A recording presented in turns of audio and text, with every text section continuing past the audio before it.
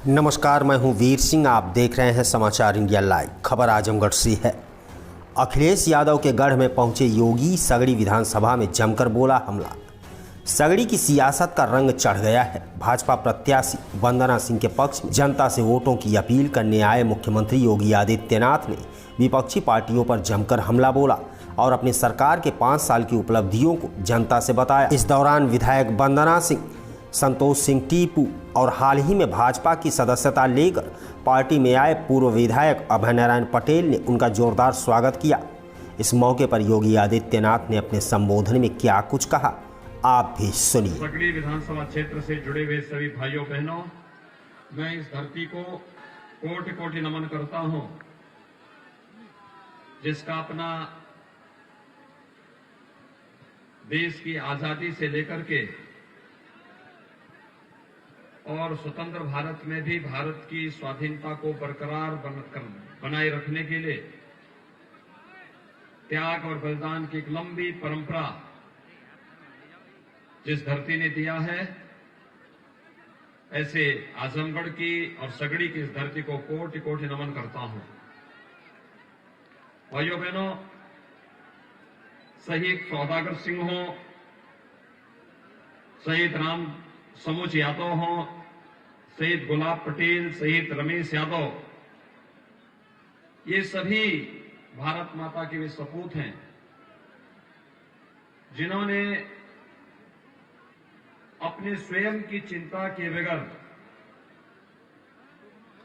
भारत की रक्षा के लिए, हम सब की रक्षा के लिए अपना बलिदान दिया है।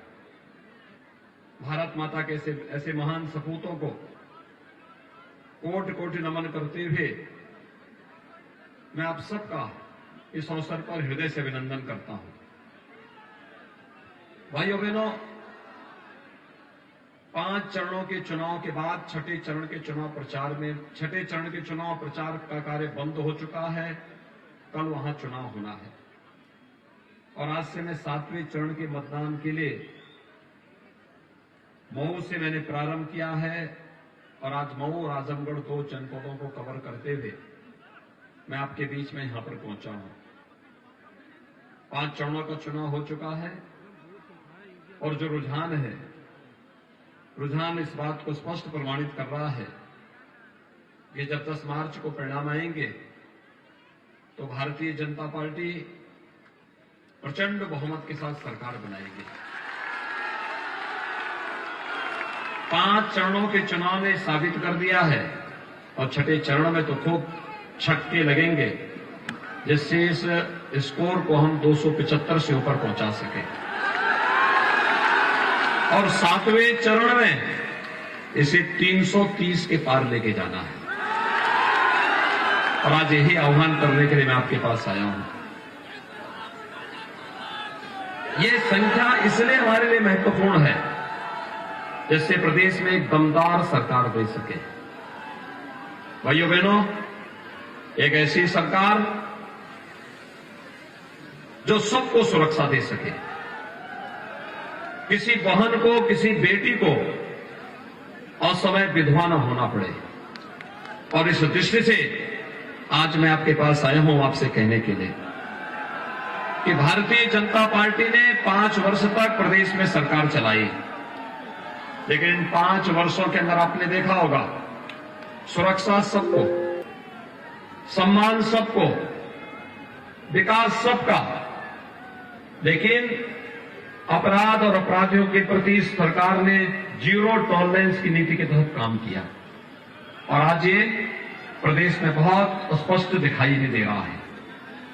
आज भाइयों बहनों, मैं आपके पास आया हूं यही कहने के लिए। मैं आजमगढ़ वासियों से पूछना चाहता हूं, क्या 5 साल पहले आपको बिजली मिलती थी क्या? आज तो बिजली मिल रही होगी ना। वर्तमान में देखिए, 5 साल पहले बिजली की भी यहां जाति और मजहब हुआ करता था, चेहरा देख करके होता था। आज तो जहां जहां हमारे विधायकों ने कहा और उन गांवों में विद्युतीकरण का काम हो गया है।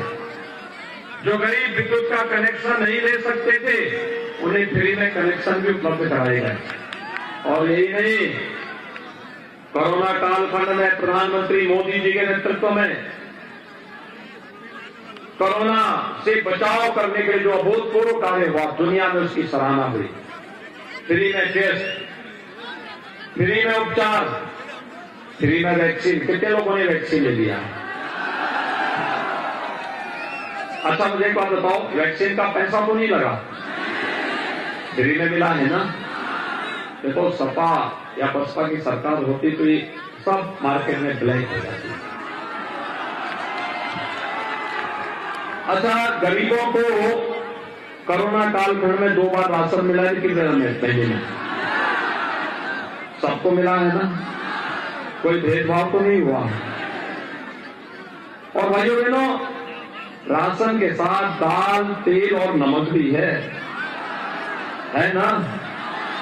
इसमें कोई भेदभाव तो नहीं हुआ है। सपा की सरकार में यही राशन सपा के गुंडे और अपराधी खा जाते थे। आज भाइयों बहनों, हर एक गरीब को राशन की सुविधा का लाभ मिल रहा है।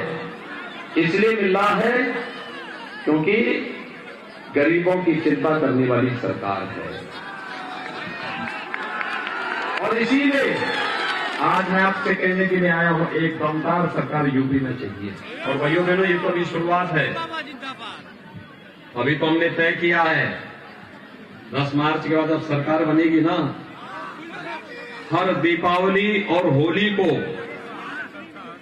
उज्ज्वला गैस लाभार्थी के हर परिवार को फ्री में रसोई गैस का सिलेंडर भी उपलब्ध करवाएंगे। 60 साल से ऊपर की सभी महिलाओं को, भाइयों बहनों, परिवहन निगम की बस में फ्री में यात्रा की सुविधा उपलब्ध करवाएंगे। बेटियों की शादी के लिए अब तक हम मुख्यमंत्री सामूहिक विवाह योजना में 51,000 रुपए की सहायता राशि देते थे। अब इस राशि को बढ़ाकर के 1 लाख रुपया करेंगे। 1 लाख रुपया। बेटी के जन्म लेते ही, बेटी के जन्म लेने से लेकर स्नातक तक पढ़ाई के लिए अब तक हम लोग उस बेटी को 15,000 रुपए का पैकेज देते थे। अब इस राशि को बढ़ाकर के 25,000 करने का प्रस्ताव है।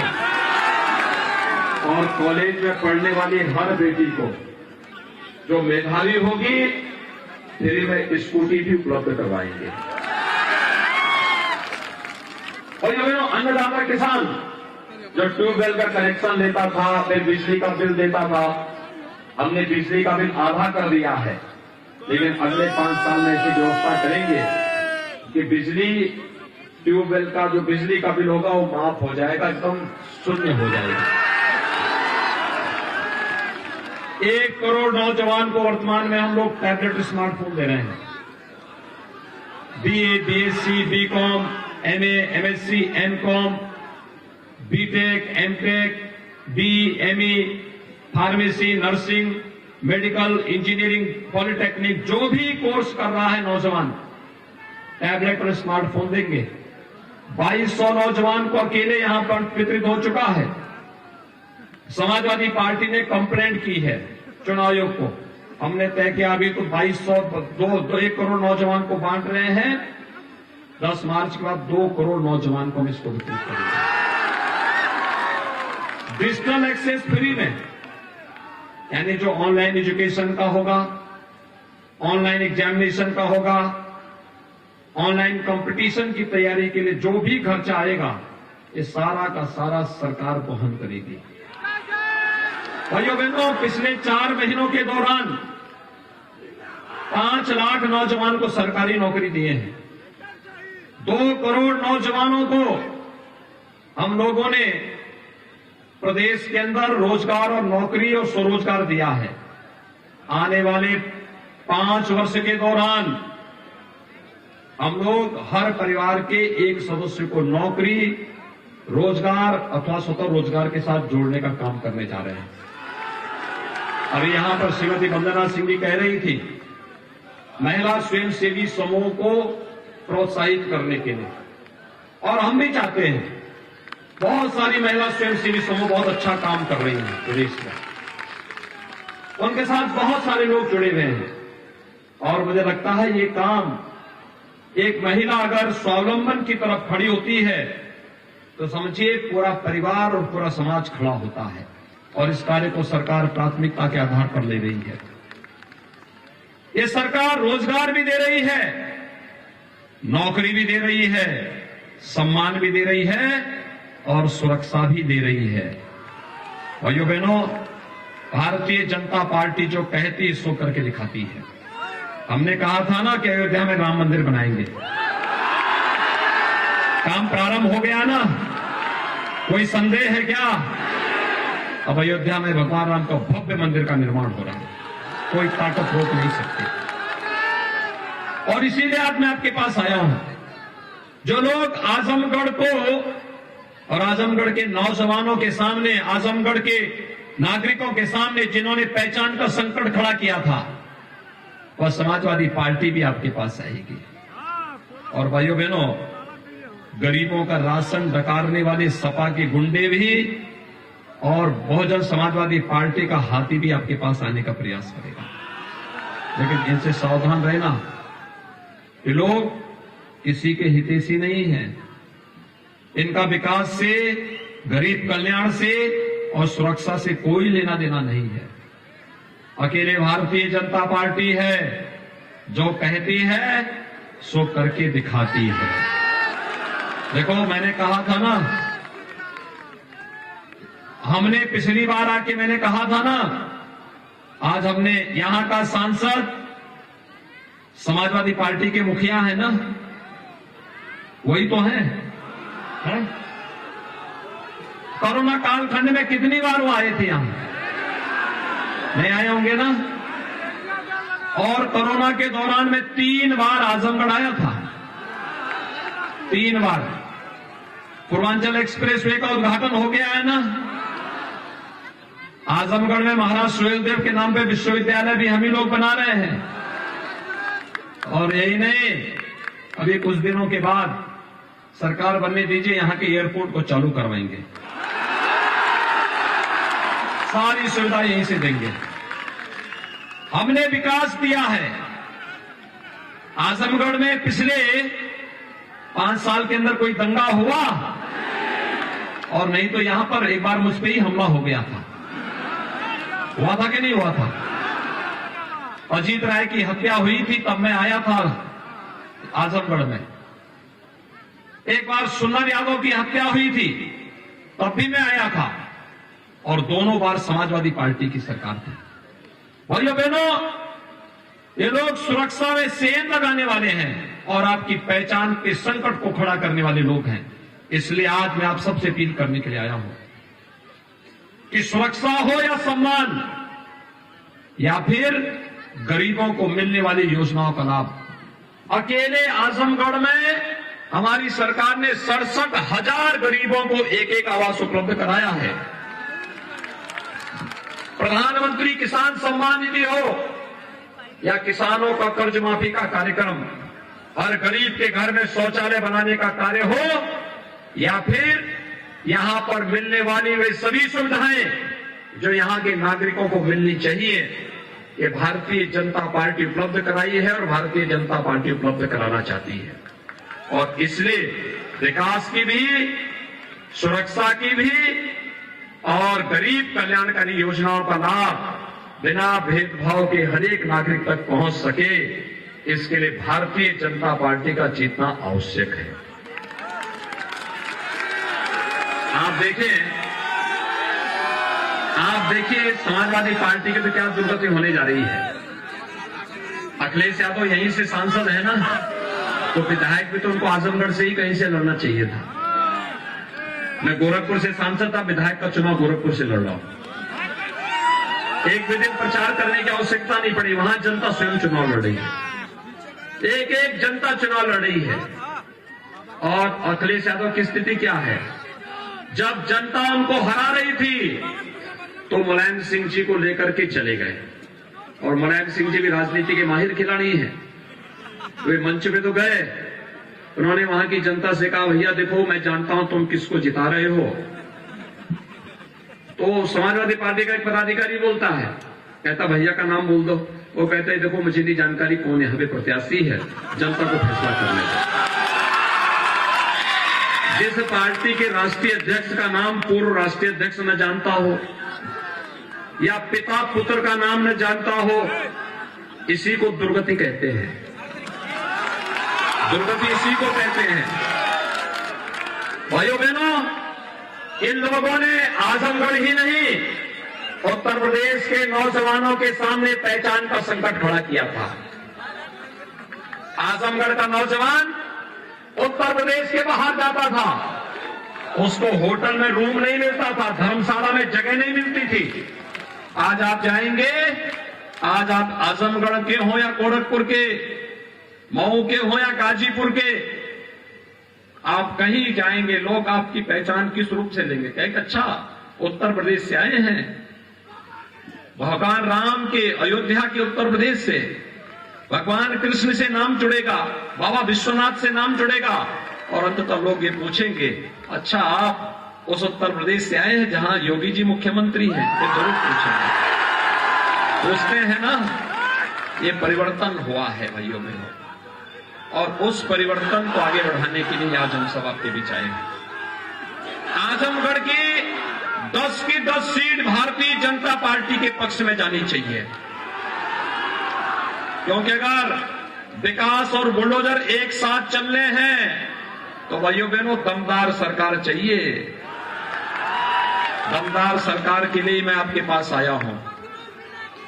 सगड़ी से श्रीमती वंदना सिंह जी चुनाव जीते, भारी बहुमत से जीते, यह तो आपको कार्य करना ही है, लेकिन पूरे आजमगढ़ में 10 की 10 सीटों पर आपके नातेदार, रिश्तेदार, शुभचिंतक, मित्रगण, जान पहचान के लोग होंगे। इन सबको फोन के माध्यम से, सोशल मीडिया के प्लेटफॉर्म का उपयोग करते हुए सबसे अपील करने की आवश्यकता है, सबको बोलने की आवश्यकता है कि भाजपा जीतेगी तो विकास लाएगी, भाजपा जीतेगी विकास कार्यों को तेज करेगी, भारतीय जनता पार्टी जीतेगी गरीब कल्याणकारी योजनाओं को लेकर आएगी, और भारतीय जनता पार्टी जीतेगी आतंकवाद का भी सफाया करेगी और माफिया और अपराधियों को बुलडोजर से रौंद करके उनके अवैध कमाई को सरकारी खजाने में जमा करके गरीबों में बांटने का काम भी करेंगे। और इसीलिए आज मैं आपके पास आया हूं। आप मेरी बात से सहमत हैं? भाजपा को जिताएंगे, श्रीमती वंदना सिंह जी को भारी बहुमत से विजयी बनाएंगे, भारी बहुमत से। लेकिन इसकी शर्त एक है, अभी आपके पास अगले 3-4 दिन का समय है, घर घर जाना होगा और एक ही बात कहने की आवश्यकता है, मोदी जी का और योगी जी का संदेश घर घर को पहुंचाने की आवश्यकता है कि सुरक्षा के लिए, गरीबों के कल्याण के लिए, नौजवानों के रोजगार के लिए और महिलाओं के स्वावलंबन के लिए,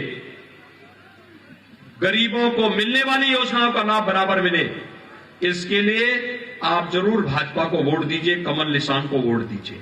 आप जाएंगे सभी लोग? शर्त एक, चुनाव के दिन पहले मतदान, फिर जलपान, पहले मतदान। सभी लोग सहमत हैं?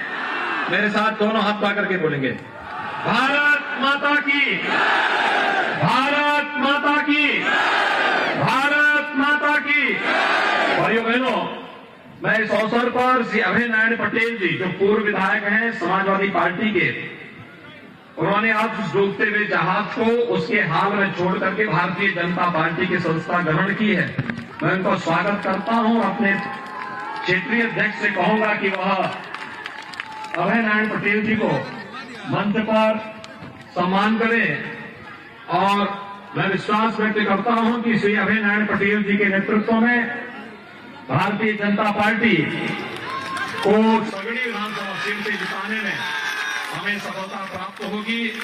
मैं एक बार फिर से आप सबसे अपील करूंगा कि भाइयों बहनों, सगड़ी से श्रीमती वंदना सिंह को, गोपालपुर से सत्येंद्र राय को अतरौलिया से निषाद पार्टी के प्रत्याशी हैं जो भारतीय जनता पार्टी के सहयोगी दल हैं, से प्रशांत सिंह, मुबारकपुर से श्री अरविंदो जायसवाल, आजमगढ़ से श्री अखिलेश मिश्रा, निजामाबाद से मनोज यादव, फूलपुर पवई से राम सूरत राजभर, दीदारगंज से कृष्ण मुरारी विश्वकर्मा, लालगंज से श्रीमती नीलम सोनकर, मेनगर से श्रीमती मंजू सरोज, इन सभी को भारी बहुमत से विजयी बनाने की अपील करते हुए मैं अपनी वाणी को यहीं पे विराम देता हूं।